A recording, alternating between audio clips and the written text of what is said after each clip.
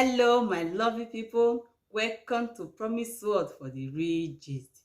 Greetings to my lovely people. On this channel, we give you the real gist. Things you like to hear, things you like to see, and things you like to watch. Please, if you have not subscribed, please try and subscribe. We really do need your support on this channel. In this video we're about to watch is the thing happening around the world, especially in Africa, Nigeria. Let's watch this video together. I hope we learn something from it. And leave your opinion for the comment section. Stay with me for Promise Word for the real gist. Let's watch. When slavery had lost its luster, some from within their ranks pretended that they were abolishing slavery. They introduced yet another thing, the thing called colonization. They came into our continent and claimed that they had discovered us. They came, and while we were here, they discovered the Cape of Good Hope. They discovered us, they claimed. While we were here, they came and pretended to discover all lakes and all rivers. That is how they came. While we were here, they came and pretended that we had no history. But let us assess history, if only to demonstrate to ourselves that the African continent is the cradle of human civilization. You know, when Europeans were still living in caves, the Dogon in Mali had already recognized the stars.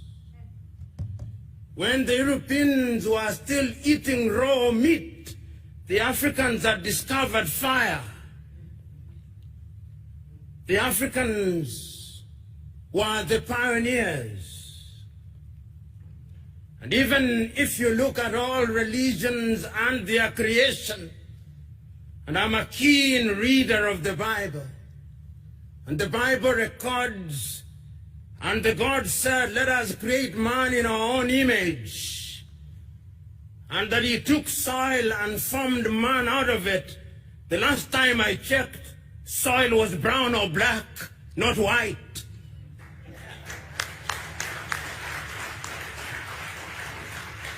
And I can confirm that I checked this morning. The soil is still black, the soil is still brown, and if therefore anybody is created in the image of God, it is we who are of the black race. Islam also says the same thing. And you know, Africa has been abused. When you look at the maps that are drawn by European cartographers, Africa is smaller than the United States of America, and yet it is larger, almost as large as Asia. They minimize us at all times. Even the thing they call the Middle East, what is middle about it? How can it be that Israel is not part of Africa, but Madagascar is a part of Africa? When we assembled here to talk about decolonization of the mind, we must remind ourselves of our history. The pyramids were made here in Africa. It still defies architecture and engineering. It's the Africans who made them. The walls of Benin, which are 4 times longer than the Chinese Great Wall, were here in Africa. The temples of Lalibela, which were dug out in Ethiopia out of the soil, were made here in Africa.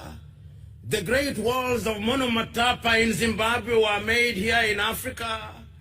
And when you go to the warriors of the world, the Monis or the Amazons of Dahomey were found in present-day Benin. King Zinga of the Mbanda, of the Batamba, was here in Angola. Africa is the cradle of human civilization.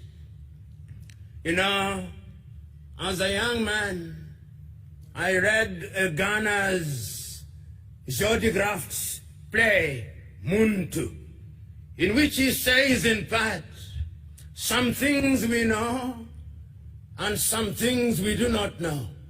But this one we know, that Odoman Koma created the world, and that Odoman Koma is God, and that God is neither Christian nor Muslim nor all these things, because God is a spirit. And if he is a spirit, he cannot be all those things.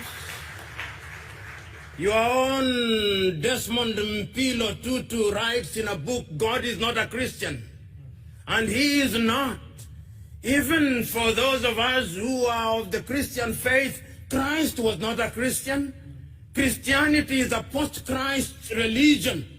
And you can see that God has been appropriated by civilization, and over the years they have been whitening God. When God was in the Middle East, even Christ was in the Middle East, he was not as white as he is now presented to us.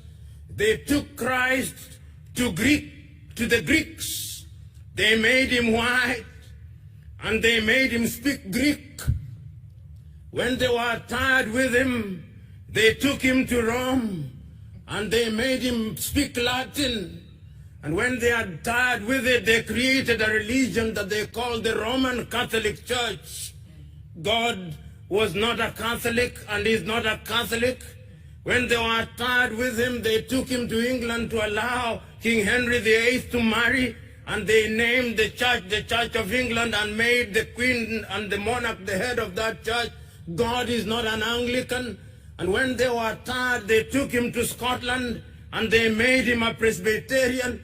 And when they were tired, they made God a Methodist. And when they were tired, they took him to Germany, and they made him a Lutheran. And when they were tired, they went to the United States, and they made him an Episcopalian. God is not all those things. The God that I worship is worshipped in truth and in spirit.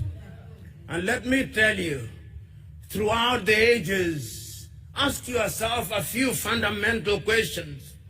Despite the fact that they have done everything to erase Africans from the face of this earth, even in their own history, they acknowledge that all their great men came to Africa.